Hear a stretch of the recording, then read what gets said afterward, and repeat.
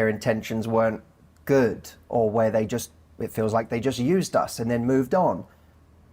We don't then romantically tell the story of it was love at first sight. We say that was a really toxic situation, or I got really caught up with someone and it bit me. We don't talk about love at first sight. Love at first sight is very easy to talk about retroactively with someone that you're still with 20 years later. You can look back and go, it was love at first sight. Right. It doesn't mean there weren't feelings at first sight. It's just that you then build and build and build and build and build. And it's quite romantic in retrospect to say that what we had in the beginning was very powerful.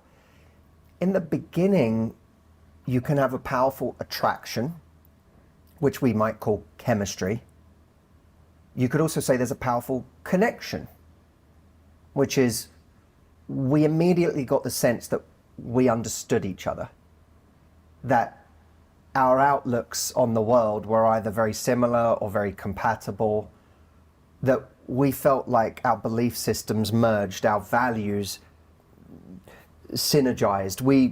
You and me together, there is something there, both physical and perhaps cerebral, and maybe even soulful.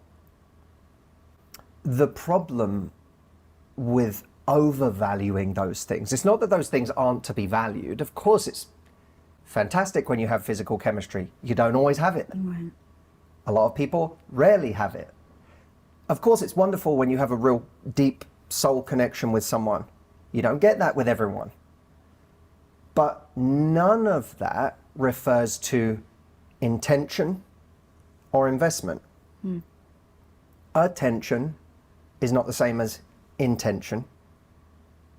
You could give me lots of attention, but have no real intention behind it. There might be no intention for this thing to go anywhere. How many entrepreneurs or wannabe entrepreneurs get really excited about a new business idea, but there's no intention to stick with it.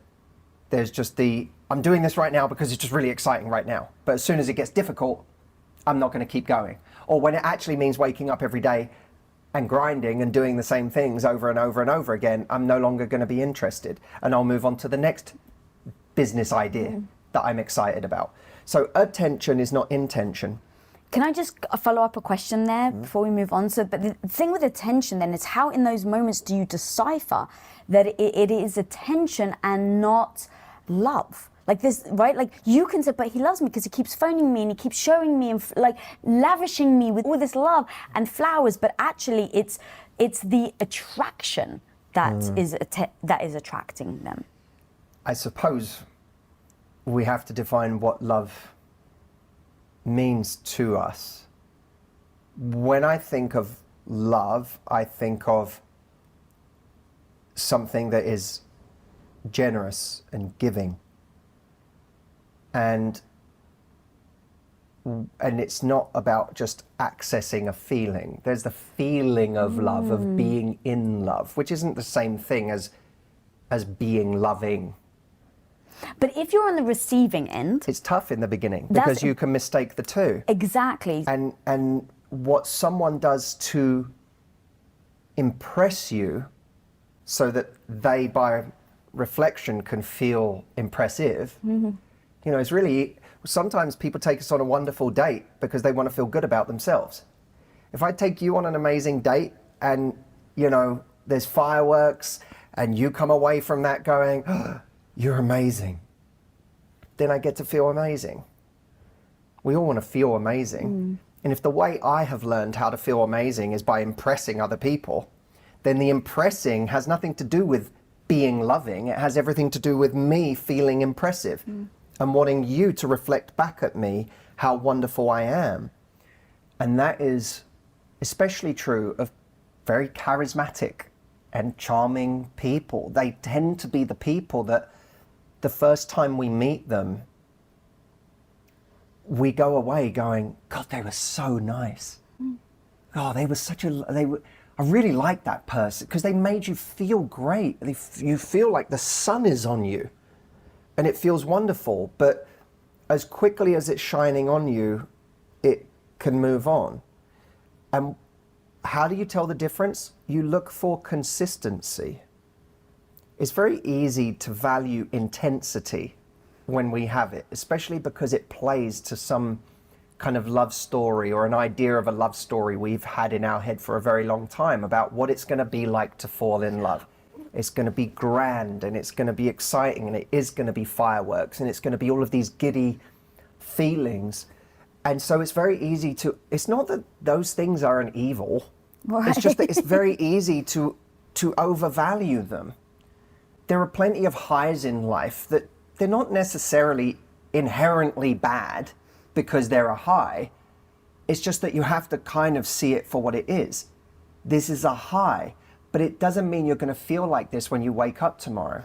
And tomorrow, whatever is the baseline of life, it's like someone going out and doing a drug that makes them feel unbelievable.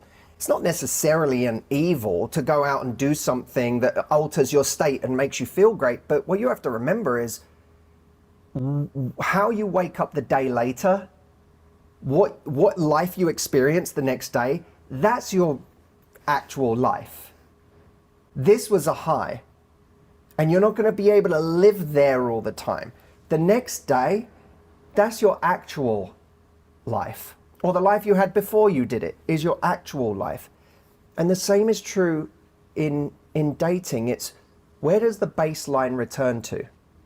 When you're not on that ecstatic date with someone, when you're not in the throes of the most romantic moment, what is it like with that person on a Tuesday? What's their level of communication like on a normal day? How do they make you feel? Do they make you feel secure in the fact that they like you and that they're still going to be there the next day? Or do they take you on that great date and then you don't hear from them for a week? Because if they took you on that amazing date and then there was no real follow-up, there was no real consistency, their presence in your life disintegrates between those highs, then you know that this isn't love. Because love, in that moment when they took you on that great date, they were trying to feel something. But in the rest of the time, they're clearly not paying attention to how you're feeling. And that's what love is. Love is, it works in two directions, right? The idea of love as a generous act works both ways. It's not all selfless. Love as a generous act can be very selfish, right? It's what am I giving to myself? Am I taking care of myself? Am I taking care of my own needs? A lot of people in a relationship where they're unhappy because their needs aren't getting met need to start giving more love to themselves. All their love has been going outwards. What does this person need? How do I make them happy? How do I please them? And the reason none of their needs are being met is because they're not actually turning that love inward and saying, oh yeah, there's two people in this relationship. I'm 50% of the people in this relationship, and 50% of the people that I'm pleasing in this relationship are going undernourished. I'm literally only paying attention to half the audience in this relationship. I need to love the other half by asking for what I want, by demanding it, by expecting that my needs are important enough to get met. So love is internal too, but it's also in the case of someone who gives you so much and then disappears, they're not really loving you because they're not listening. And it is one of the reasons, by the way, someone might say, but how, they may not know that you're suffering between dates. They may not know that you need more attention or that you need more communication. Right. That's where it's incumbent on us in early dating to say, hey, I had so much fun on the date with you. I didn't hear from you from the last 4 days. It made me kind of sad.